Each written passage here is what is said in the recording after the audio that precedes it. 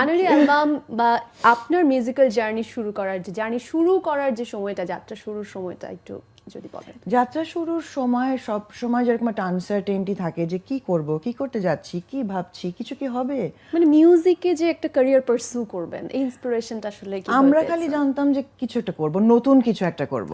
কারণ একটা মেয়ে, তখন আমি ছোট মানুষ, মানে তখন মেয়ে কোথায়, তো আমি যখন স্টুডিওতে প্রথম ডেমো করতে যাই তখনই কিন্তু আমার, তখন আমি ইউনিভার্সিটি সেকেন্ড ইয়ারে পড়তাম।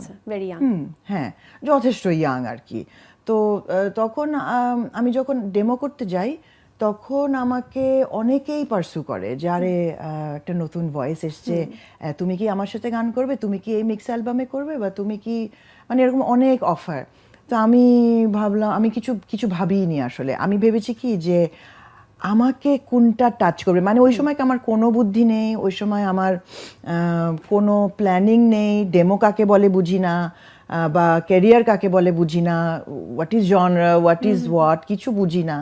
সেই সময় আমার মনে হলো যে না, আই উইল ওয়েট। অথচ কোনো কি বলবো, কোনো ফর্মুলা নেই, স্ট্রাকচার নেই, লাইফে প্ল্যানিং নেই। তখন খালি পড়ি আর মায়ের বকাটা ভাবি যে আমি কিছু করলে আম্মা আমাকে কিন্তু দিবে না করতে কাজটা, কারণ পড়াশোনাটাও তো আবার ঠিক রাখতে ভীষণ ইম্পর্টেন্ট।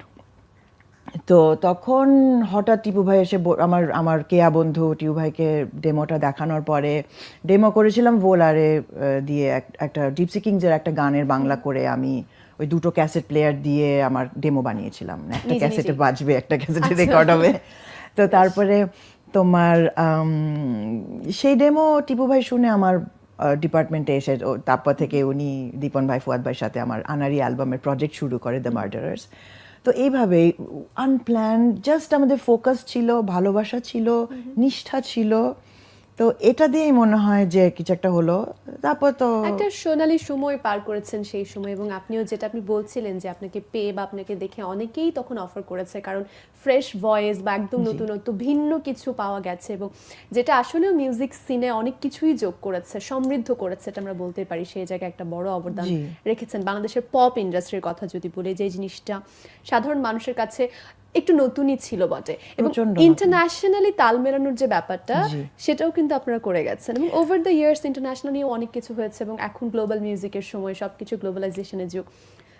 ইন্টারন্যাশনালি বিভিন্ন পরিবর্তনের সাথে সাথে সেগুলো নিজের মিউজিকে, নিজের কাজের মধ্যে রাখা, সেটার সাথে অ্যাডজাস্ট করা, এবং একই সাথে নিজের শেকড়ের প্রতি সৎ থাকা, এই ব্যাপারগুলো আপনি কিভাবে ব্যালেন্স করেছেন বা করেন? আসলেও আমি ফিউশন করেছি সবসময়। আমি বিদেশি, ধরো 30 বছরকে যদি আমি একটা নাটশেলে তোমাকে বলি, তাহলে আমি বলবো যে আমার যারা কম্পোজার তারা অনেক ব্রিলিয়ান্ট ছিল, এবং তারা আমাকে দেখেই, যেমন মানাম ভাই আমাকে দেখেই কিন্তু বললো যে তোমাকে দিয়ে আমি এই সাম্বা এইরকম এটা ল্যাটিন আমেরিকান কাজ করাবো। আমি বললাম, মানাম ভাই আপনি তো আমাকে চেনেনও না, আপনি কিভাবে ভাবলেন যে আমি ল্যাটিন আমেরিকান এই টাইপটা আর কি, আমি ক্যালিপসো এরকম একটা আপনি যে করবেন। তো আর দেখা হবে তখন, কিন্তু হয়ে গেল গানটা। তারপর ঢাকা গানটা হয়ে গেল। এগুলো সবই ওই ওই ওই স্টাইলটাকে রেখে। এবং মানাম ভাইকে গান গেয়ে খুশি করা, এটা তখন যে কোনো শিল্পীর জন্য অনেক চ্যালেঞ্জ ছিল, এবং আমি ভীষণ ভয়ে কাজটা করেছিলাম। তো যাই হোক, তারপরে আরও ওয়েস্টার্ন ইনফ্লুয়েন্সের পরে যখন আকসের সাথে করলাম এভরি ব্রেথ ইউ টেকের একটা রিপ্রাইজ ভার্সন, ওইটা একদমই তখন আবার ওই টাইমের জনার, ওই টাইমের ফিউশনের আদলটাতে, একটু তবলা, একটু বাংলা, একটু ইংলিশ।